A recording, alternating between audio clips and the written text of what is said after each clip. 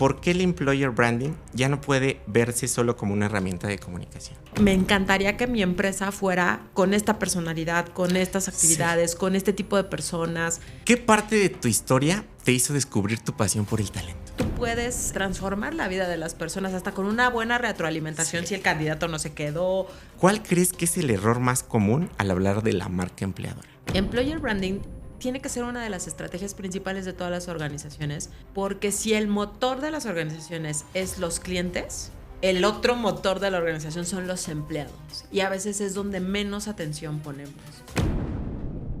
Hola, bienvenidos nuevamente a otro episodio más de tu podcast favorito, Let's Talk. Soy Martín González y gracias por acompañarnos el día de hoy.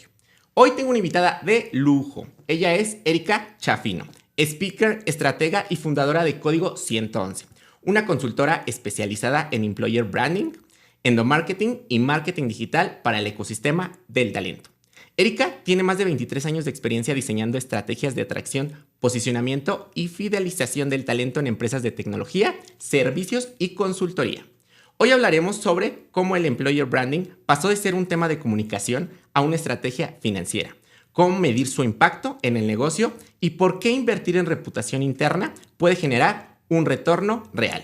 Así que conectemos, conversemos y aprendamos juntos, que Let's Talk ya arrancó. La marca empleadora ya no es un discurso aspiracional, es una estrategia de negocio que impacta directamente en los resultados financieros y en la sostenibilidad de una empresa. En este episodio de Let's Talk, Erika Chafino, fundadora de Código 111, comparte cómo las organizaciones pueden medir el retorno de inversión del employer branding, entender los costos invisibles de una mala reputación interna y fortalecer la conexión entre personas, cultura y rentabilidad. Prepárate para una conversación que combina estrategia, propósito y acción. Cómo construir marcas empleadoras auténticas que cuidan la experiencia del colaborador y los números también. Muy buenos días, Erika. Bienvenida a Let's Talk. Muchas gracias, Martín. Gracias por la invitación. Quisiera empezar preguntándote, ¿quién es Erika Chafino? Perdón, Chafino. Lo siento, audiencia, pero es que se confunde un poco. Erika Chafino, más allá de los títulos y las credenciales. Pues fíjate que soy una mujer súper apasionada de lo que hago a nivel profesional, también lo que hago a nivel personal. Soy mamá de un chico de 16 años, entonces también soy hermana, soy esposa, y soy una creyente de todos los temas de empoderamiento femenino. Me gusta mucho, aparte de lo que profesionalmente hago, me gusta mucho impulsar desde mi arista y desde mis vistas todo el tema de empoderamiento femenino. 16 años dices que tiene tu hijo. Sí. Te ves muy joven. Muchas gracias.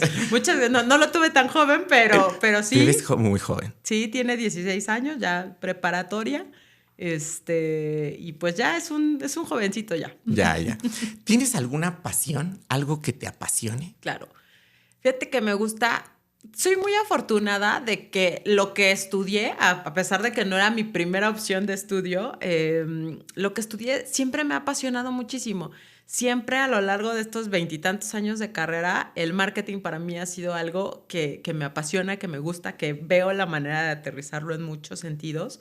Y es algo que me ha venido acompañando a pesar de que he tenido diferentes puestos y diferentes actividades laborales. Siempre es algo que ha traído mucho de la mano. Entonces, me gusta mucho, es una de mis grandes pasiones y trato de aterrizarla en todos los sentidos donde practico esta materia. Esta materia del marketing. Exacto. ¿Qué parte de tu historia te hizo descubrir tu pasión por el talento? Pues fíjate que fue curioso porque yo no empecé en mi carrera en temas, o sea, siempre he estado en marketing y empecé en marketing porque pues antes así te decían, no, estudiaste esto y a eso te tienes que dedicar. Y lo descubrí justo cuando entré en aquel entonces era una empresa de outsourcing de personal que tenía servicios de reclutamiento.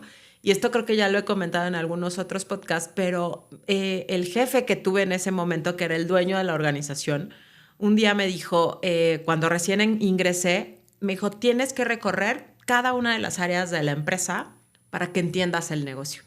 Entonces, por supuesto que estuve en reclutamiento, estuve haciendo nómina, estuve en todas las áreas, estuve durante un gran tiempo, me tuvieron como practicante en todas las áreas y ahí fue donde descubrí que tú a través de lo que haces, a través de un buen reclutamiento, a través de hacer una buena nómina, le puedes cambiar la vida a las personas. Sí. y una buena noticia, decirle a alguien, oye, ya te contraté, oye, hoy es tu primer día, o, oye, te fue bien en la entrevista y todo eso.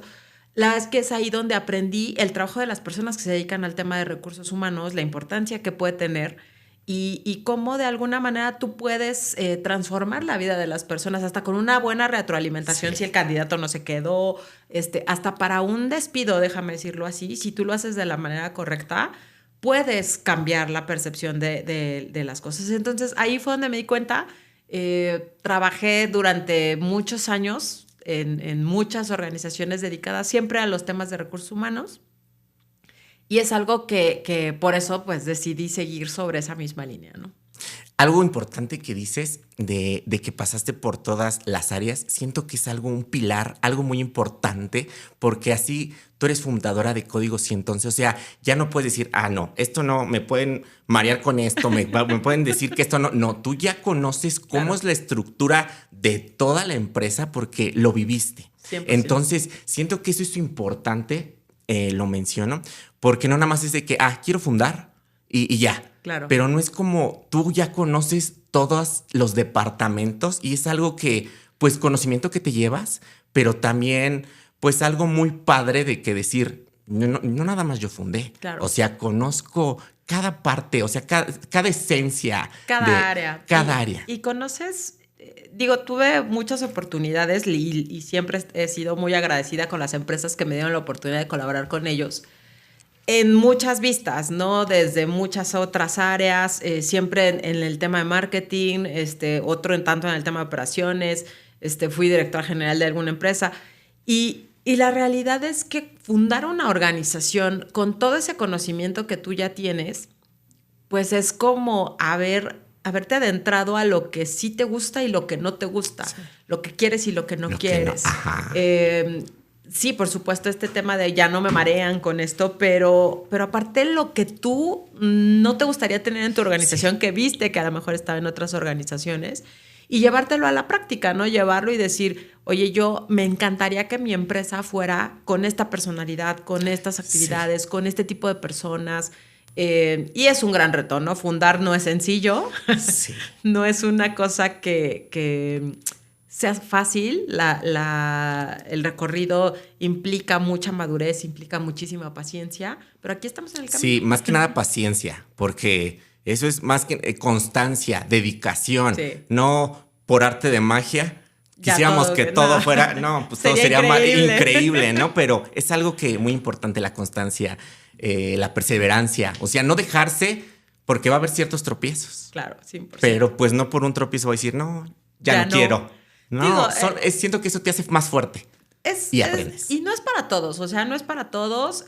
Yo he tratado de ser muy respetuosa. De repente en el camino me topo gente que me dice, ahorita a lo mejor no tengo trabajo y quisiera ver qué hago. Y de repente digo, ¿por qué no emprendes, no? Y me dicen, híjole, no, a mí la vida corporativa me gusta. Y yo sí estoy buscando y reintegrarme a la vida corporativa. Entonces, no es para todos emprender, sí.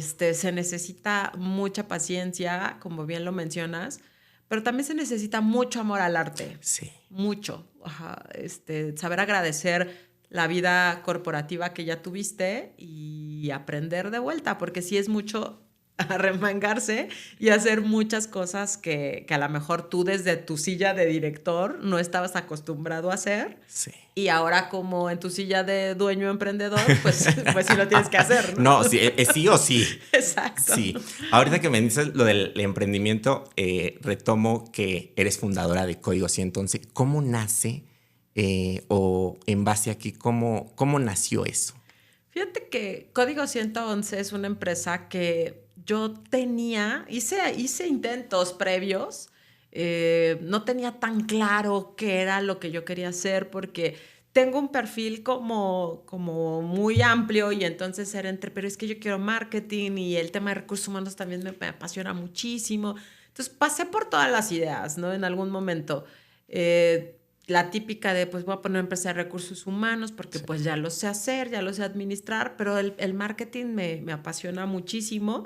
Y entonces fue justo aquí con la plática de una persona que formó parte de mi vida muchos años.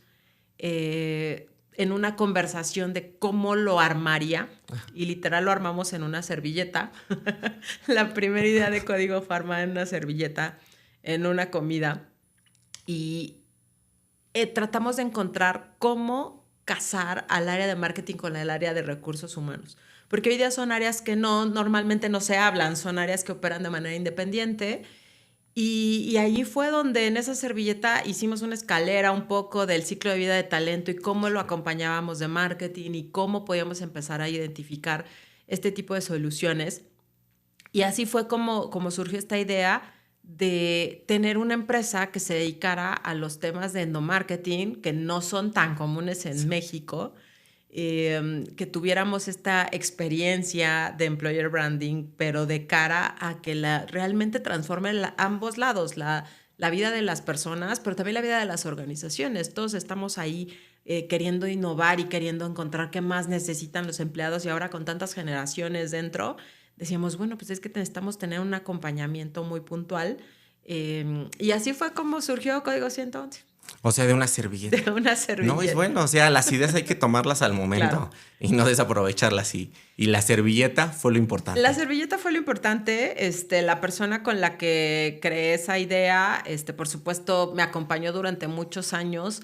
Y para mí su opinión era muy importante. Fue alguien que de alguna manera me inspiró mucho a hacer, a dar el paso, a salir adelante, y me gustó mucho la manera en la que con su experiencia me ayudó a redondear esas ideas. Ahora hablemos del employer branding, Erika. En tu experiencia, ¿por qué el employer branding ya no puede verse solo como una herramienta de comunicación?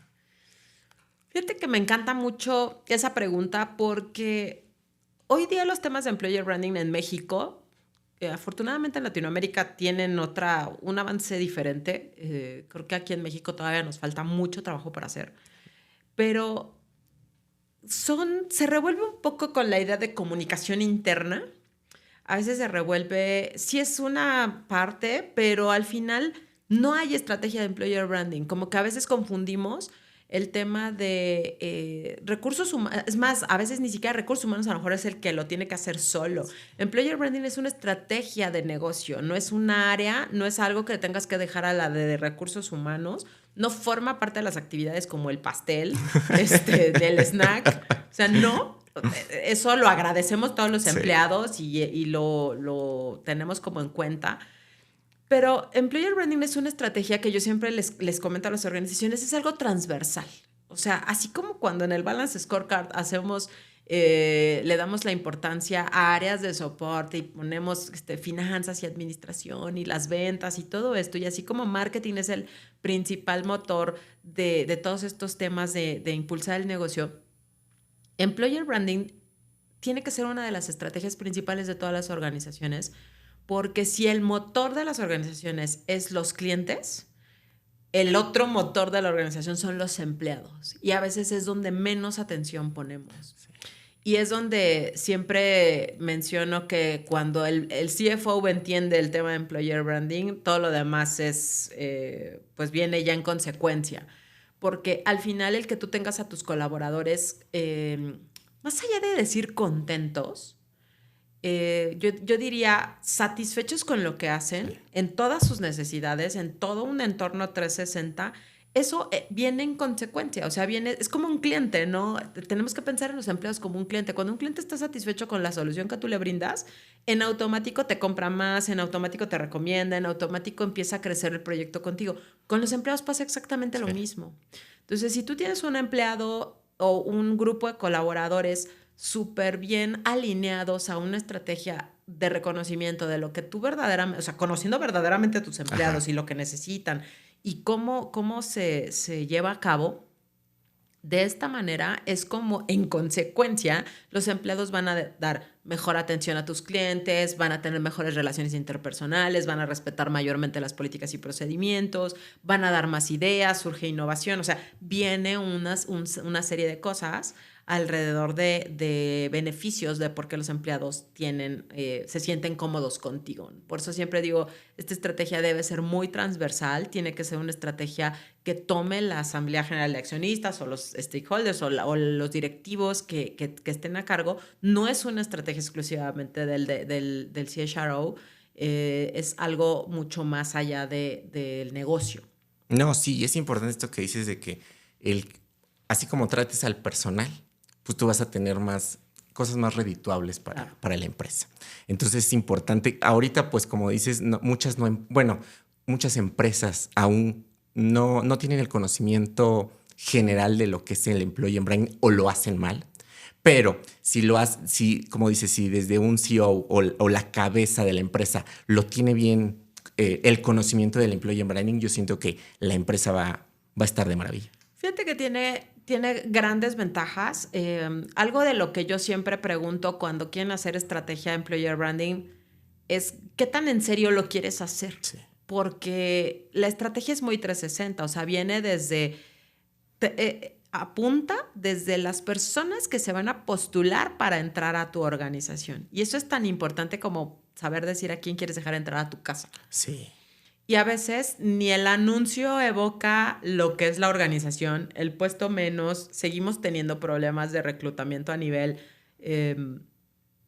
no como yo siempre les digo, la vacante debería de ser como un anuncio comercial. O sea, imagínate que yo quiero antojarte para venir a trabajar con nosotros y todavía seguimos poniendo se solicita, o sea, a veces no somos tan, el área de recursos humanos o el área de reclutamiento tiene tan la operación encima y tiene tanto el cubrir las vacantes y porque los ponemos a hacer de todo, ¿no? Sí. Anuncios, campañas en Meta, en redes sociales y hace el arte y aparte publica, pero mientras publica se entrevista y mientras eso es la psicometría. O sea, no tenemos entrenamiento suficiente para las áreas de reclutamiento para que puedan realmente mostrar qué es trabajar con ustedes o con la empresa que esté. Pero al final es un impulso que viene desde el employer branding. Cuando tú haces talent marketing de forma correcta, impulsada por toda una estrategia de atracción realmente y no de volumen, ahí es donde hasta el reclutador descansa un poco, ¿no? Porque dices, oye, me llega de forma orgánica la gente. Son típicas marcas que a lo mejor tienen un posicionamiento muy fuerte. Todo el mundo quiere trabajar. O sea, podríamos mencionar muchas, ¿no? Dices, oye, ¿quieres trabajar aquí? Sí, por supuesto, ¿no? Sin pensarlo. Hasta pagaría para que me contrataran ahí. Sí. Entonces, así es como debe ser visualizado, creo yo, el tema de employer branding. No, sí es muy importante. Y saber que el employer branding abarca muchas cosas. Sí. O sea, no nada más es, la campañita. No, o sea, todo. Es más allá de una campaña. Claro. El proceso de reclutamiento, o sea, y lo que dices es bueno para que todo el mundo que nos vea, o sea, si son de recursos humanos, esas vacantes sean atractivas. Claro, así como yo veo un comercial, se me antoja una torta, se me antoja la hamburguesa que veo en la tele, también se me antoje trabajar ahí. Sí, yo diga, no, yo quiero eso, quiero eso, es bueno. Sí, 100%, y es algo que va desde el reclutamiento hasta la salida. Todo el ciclo de employer branding tendrías que preguntarte en qué momento del ciclo nos encontramos y si la persona es verdaderamente un embajador de mi marca. Todos deberíamos de estar apostando porque los empleados que colaboren con nosotros sean embajadores positivos de nuestras marcas. Sí, así es, Erika. ¿Cuál crees que es el error más común al hablar de la marca empleadora? Híjole, son muchos. A veces la gente de recursos humanos... Bueno, para empezar, uno de los errores es creer que esto es solamente recursos humanos. Sí. Creer que solamente RH es quien lo tiene que traer adelante. Otro de los errores creo que tiene que ver con el tema de comunicación. A veces consideramos que yo tengo que decir a los empleados cómo ser embajadores de marca o chicos, denle like a las publicaciones de la empresa. Eso no es employer branding. Pero mucha gente lo confunde con beneficios. Comprarle beneficios a los empleados, que más que ser una estrategia de employer branding, es una estrategia de apoyo a las prestaciones de los colaboradores. Sumado todo, sí podría ser un atributo de una estrategia de employer branding, pero al final, recursos humanos creo que tiene que tomar un papel mucho más en la mesa de la dirección, ¿no? O sea, desde que recursos humanos está marcado como una área de soporte a la organización, pues desde ahí la empresa difícilmente va a poder hacer una estrategia de employer branding completa. Recursos humanos tiene que estar sentado en la mesa tomando decisiones. Y esas decisiones tienen que estar... Es nuestro principal embajador de marca RH, ¿no? RH. Y RH tiene que contagiar y desarrollar estrategias de comunicación y conocer muy bien a los empleados. Es como conocer a tu cliente. Sí. Así como existe el buyer persona, así tiene que existir el colaborador y nuestro perfil de colaborador y conocerlo. Y el cliente a veces te lo inventas, ¿no? El cliente a veces un poco tratas de meterlo en un segmento y acomodarlo y conocerlo. Pero los empleados ya los tienes. Los empleados los puedes conocer, puedes escuchar muchísimo. Y a veces, mucho lo comento cuando hay beneficios, ¿no? ¿De qué sirve que a los empleados les des beneficios de, no sé, atención médica, dental o cosas así por el estilo, cuando no cubre sus necesidades básicas o cuando sus necesidades no son escuchadas o cuando a lo mejor tu personalidad de compañía no impulsa el desarrollo de los colaboradores? Entonces, creo que hay bastantes errores que tenemos que trabajar. Esas personas que nos escuchan que decían, ay, errores, ay, como siempre, errores. ¿Qué consejo le darías así como que el esencial? Empieza con ese... Va a haber errores siempre, Sí. pero algún consejo que les puedas dar. Yo creo que lo primero es, si quien nos está escuchando es de RH, tiene que conocer a sus colaboradores, escuchar muchísimo, entender cuáles son las necesidades, qué es lo que realmente los mueve, qué es lo que los motiva, cómo se sienten mejor dentro de la organización. Es más, yo les diría, pregúntenle a la gente que trabaja con ustedes, ¿por qué trabajas aquí? Y seguramente se van a llevar una sorpresa, porque muchos te podrán decir, pues, porque no tengo otro trabajo. No tengo otra opción. Ajá, o por el sueldo, o porque me queda cerca, aunque el ambiente es fatal.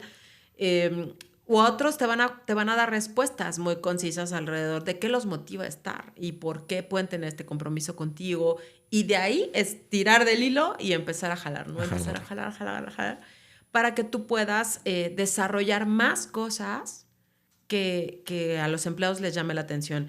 Y te diría, encuentra, así como nos dicen en el marketing, encuentra tu buyer persona ideal y cuál es tu cliente que quieres tener de estos muchos. Encuentra a tu colaborador ideal. ¿Qué características tiene? ¿Cómo es? ¿Qué lo motiva?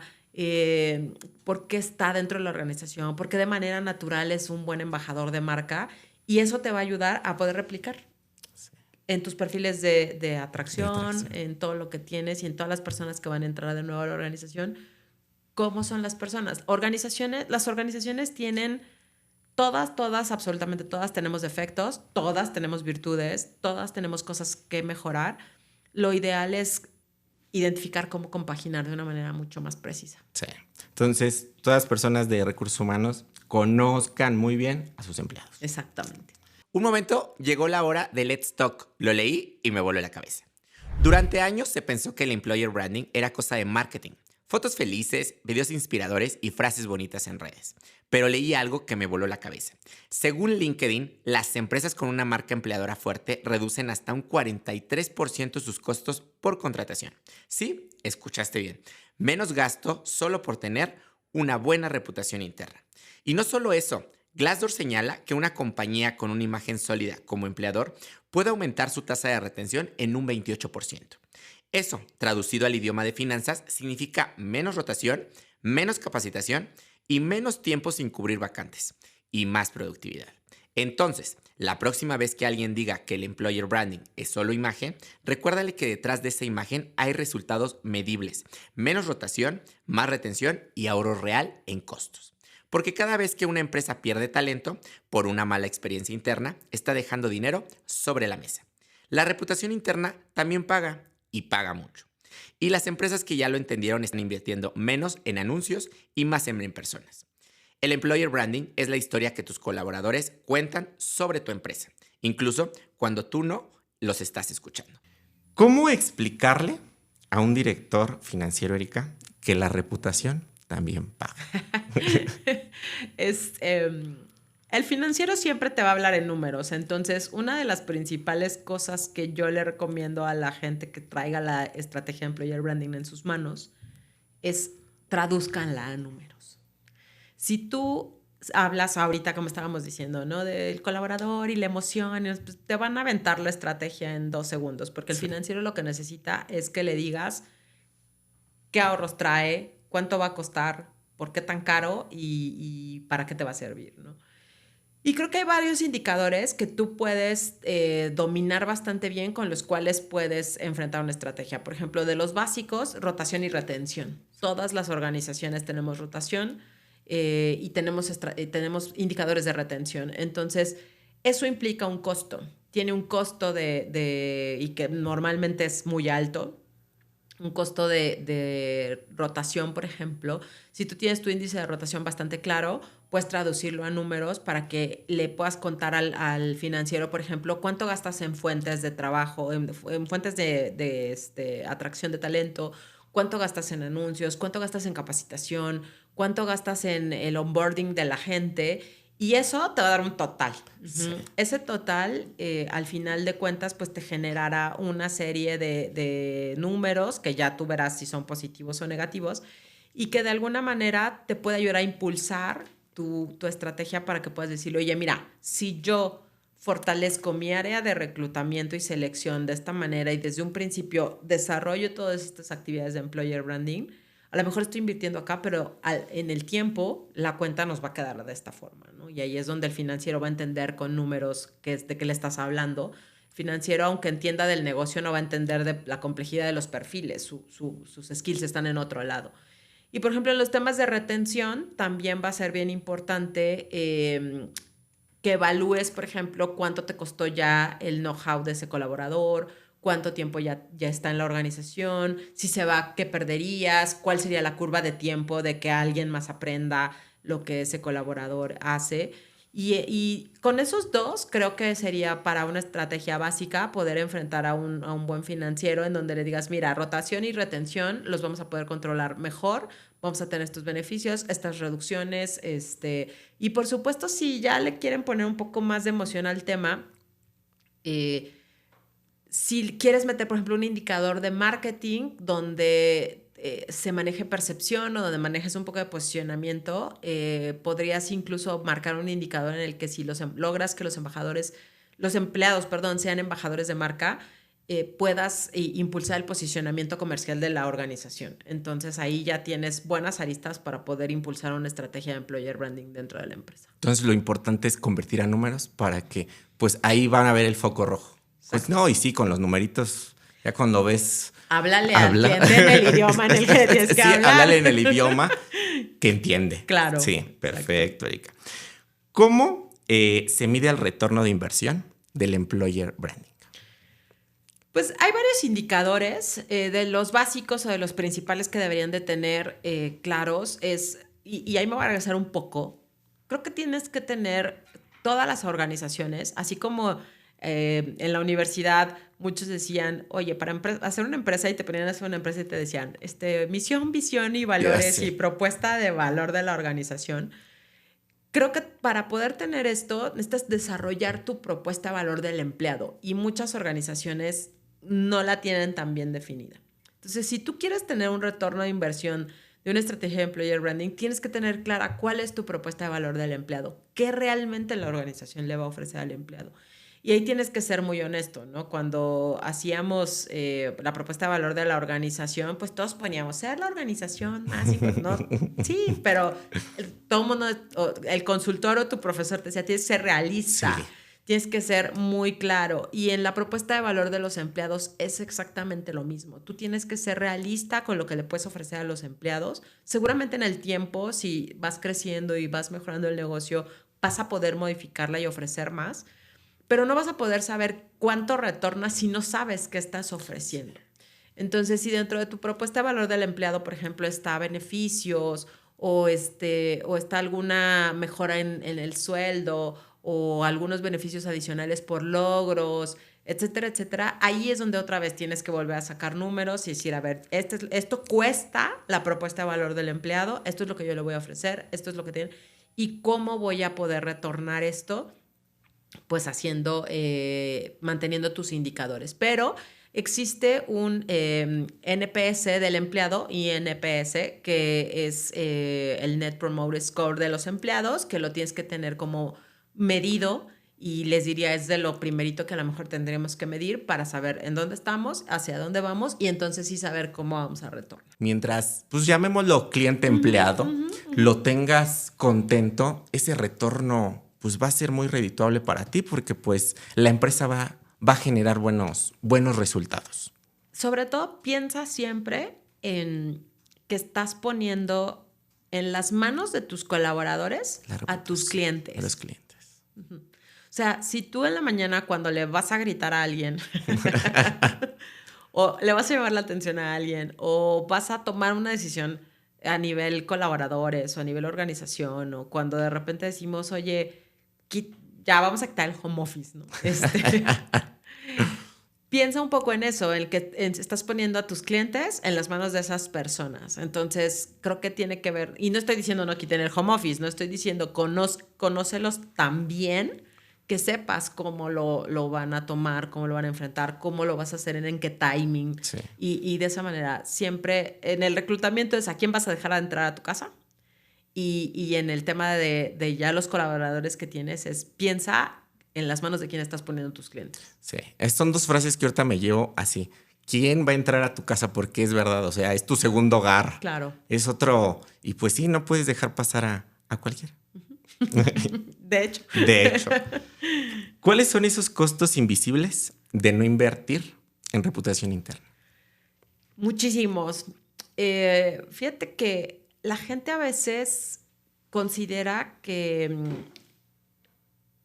no sé si han escuchado esa frase que dice, cuando tú tienes un mal servicio, si tienes un buen servicio, esa persona se lo cuenta a 3, pero si tienes uno malo, se lo cuenta a 10, ¿no? Y esas son como frases de hace 1800 años que sabíamos que existían. Y en el tema de los empleados es lo mismo. O sea, muchos empleados trabajan en organizaciones que a lo mejor ni siquiera son tan conocidas, pero que tienen una gran participación de mercado o que tienen una participación importante en un determinado ciclo comercial. Y nunca falta el chico que dice, mi jefe, mi supervisor, mis compañeros. O sea, digo, hace no mucho vimos este caso de bullying, ¿no? De una empresa muy reconocida. Y entonces las personas pueden llegar hasta a morir por un mal tema de reputación, ¿no? Y si te das cuenta, cuando un colaborador quema en redes sociales a una empresa, son de estas cosas que no se borran. La huella digital, tanto de nosotros como por eso les digo, cuiden su marca personal, tanto de nosotros como de la marca empleadora son fundamentales y a veces las organizaciones prefieren ni siquiera publicar ya nada en temas de redes sociales porque viene la horda de comentarios de el supervisor en tal lugar, el supervisor me dijo, o no me contestaron en la entrevista, o me hicieron ir 300 veces y entonces son costos muy altos que muchas organizaciones a veces prefieren mejor ni siquiera voltear a ver porque la gente puede destruir todo tu trabajo con un comentario en Facebook. Sí. LinkedIn es todavía algo más recatado a veces, creo, porque pues como está tu nombre, tu puesto y casi todo, pues la gente se conserva un poco. Pero a nivel reclutamiento, por ejemplo, yo he visto y he tenido oportunidad con organizaciones que preparan toda su estrategia de reclutamiento masivo para un determinado día en un determinado lugar porque necesitan las vacantes y pues no falta, ¿no? El que no vayan porque el supervisor fulano o porque no pagan y a lo mejor es una experiencia de alguien que tal vez hubo un error con esa persona o que tal vez hubo una situación muy particular que desconocemos y le pega directo a toda tu estrategia de reclutamiento y tú ya tenías a lo mejor pues una expectativa, por supuesto invertiste en medios, invertiste en bolsas, invertiste en gente que va a estar ahí y al final no resulta como te esperabas. Entonces tienes que ser muy cuidadoso de tu reputación digital. No, y hoy en día que las redes sociales ya es un boom.